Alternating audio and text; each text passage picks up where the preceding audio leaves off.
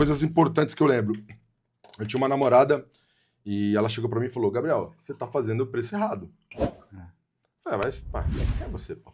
Vai falar que eu tô fazendo o preço errado. Vou pegar uma água aqui. E aí eu cheguei em casa, baixei a apostila do Sebrae. Pô, obrigado, Sebrae. E aí, o Márcio vai vir aqui, o Márcio do Sebrae. Márcio, dê o link da planilha. Então eu fui lá e aprendi a precificar. Primeira questão, aprender o mínimo financeiro foi a coisa que a gente precificar a coisa. Tá. Né? Então, assim, a gente chegava assim e falava, vai custar R$100, a gente quer botar 20% em cima, então vai dar R$120. A matemática tá errada. Aí, pô, não, então você que tem que descobrir, assim, você tem que entender o preço das coisas. Acho que foi a primeiro aprendizado, porque, de novo, éramos técnicos, são 2 técnicos montando a empresa. Por favor, não façam isso. Contratem sempre achem um vendedor. Tá. Mas, enfim, esse eu acho que foi o primeiro ponto, talvez óbvio para muita gente, mas não foi óbvio para a gente. Depois disso, Léo, acho que assim, contratação de pessoas, como a gente era dev, ficou um pouco fácil. Tá. A gente conhece ali, conhece aqui, né? Obviamente teve os problemas, teve as dificuldades, mas foi um processo fácil. E os primeiros clientes que a gente teve, Léo, eu vou te falar que assim, acho que foi Deus mesmo que foi colocando na nossa frente. Né? O Beto, que foi o cara que a gente começou lá atrás, né? Não deu certo, ele que indicou a GBM, né? Sim. Aí um outro amigo nosso que indicou a ESSEC. Então, tudo aconteceu com indicação por muito tempo, até a gente chegar ali com umas 20 pessoas, ainda ali no escritóriozinho, né? Então, acho que nesse período, assim, o que a gente aprendeu? Ainda um pouco mais profundo. Você fez a gente apagou uma base de dados de produção, Léo, no primeiro ano. No começo, enfim, não vou falar o cliente para não dar problema, mas assim, bem no começo do projeto, e assim, eu descobri que ali, Léo, a coisa mais importante é comunicação.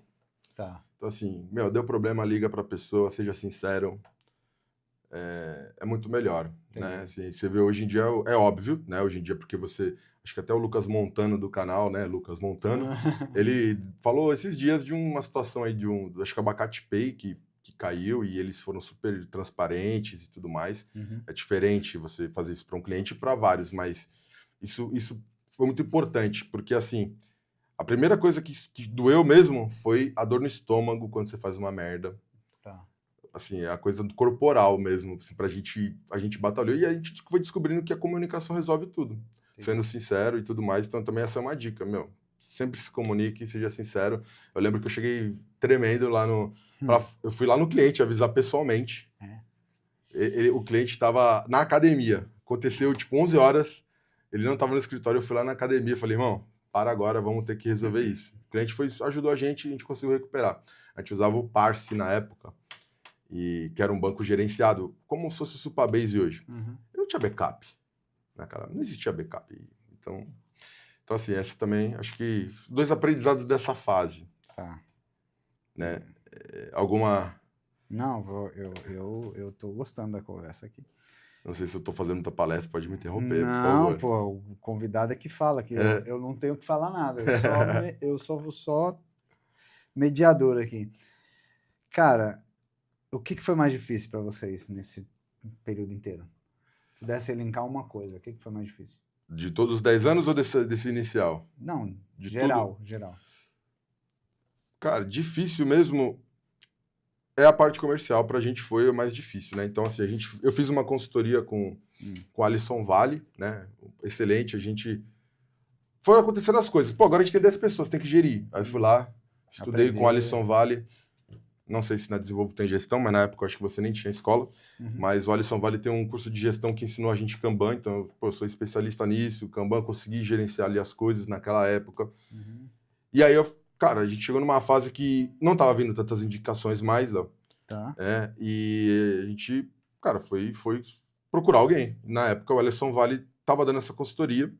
E assim, a primeira coisa que ele falou é o seguinte, vocês são os 2 técnicos. Um vai ter que parar de ser. E aí eu fui pro comercial.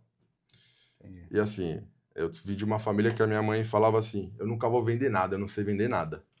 Não sei vender nada, eu sou péssimo vendedor. E assim, eu já vi com esse estigma de vender, vou ter que vender para alguém mais. energia, falei, não, vamos para cima. Então, a gente começa a explorar a área comercial, fazer curso, enfim. Então, assim, pra gente, eu vou dizer que até hoje, eu acho que ainda é o desafio da gente realmente conseguir criar uma máquina de vendas nessa área de trabalho, né? Então, enfim, aí fui para a área comercial, fiquei 4 anos fazendo comercial, né? E eu diria que pra gente foi a parte mais difícil desse período todo. Mas, assim, a dica também para quem está nessa fase, não existe vender, eu acho que é um nome ruim. Parece que é um verbo de ação, né? Na verdade, é ajudar. E quando você descobre que vender não é vender, é ouvir a pessoa, né? Porque a gente gosta de falar, às vezes, não, olha meu slide. Não, você tem que ouvir o que a pessoa quer, né? Como você, como especialista, você consegue... Se você parar de pensar em você ou no que você faz, você consegue ouvir a pessoa e direcionar bem, né? Então, para mim, acabou sendo natural também vender. Então, eu sou um ótimo vendedor da parte onde o cliente está na minha frente para dentro. E se ele precisa de comprar. Assim, software, eu acho que você empurra software para ninguém. Se empurrar, dá problema. Quando isso aconteceu, deu problema. Então, o nosso problema sempre foi aquisição e marketing, né? Assim, o começo, enfim, até hoje eu acho que, enfim, são coisas que a gente tem que trabalhar mais, né? Cara, tu vai falando, e aí eu tava lembrando de algumas coisas que eu vi esses tempos agora, né? Eu tava vendo alguma coisa do... Quem que é o cara da... Ai, mano, da escola de... O Flávio Augusto, né? Da escola de inglês lá. E ele falando assim, a sociedade perfeita... Ele fala, primeiro ele fala assim, é melhor você ter um sócio. Mas a sociedade perfeita é um cara operacional e um cara marketing comercial. É exatamente esse lado aí que você fala. Né? Eu lembro que eu vi na Harvard, acho que um artigo de 2010, onde eles falam dos 3 Hs. Já ouviu essa teoria? Não. Que ele fala que você tem que ter o hipster, o hacker e o hustler.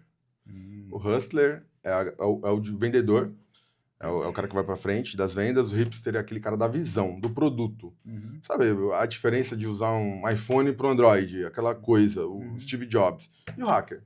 Perfeito. Então são 3 perfis aí, que às vezes, é o que você falou, dá para...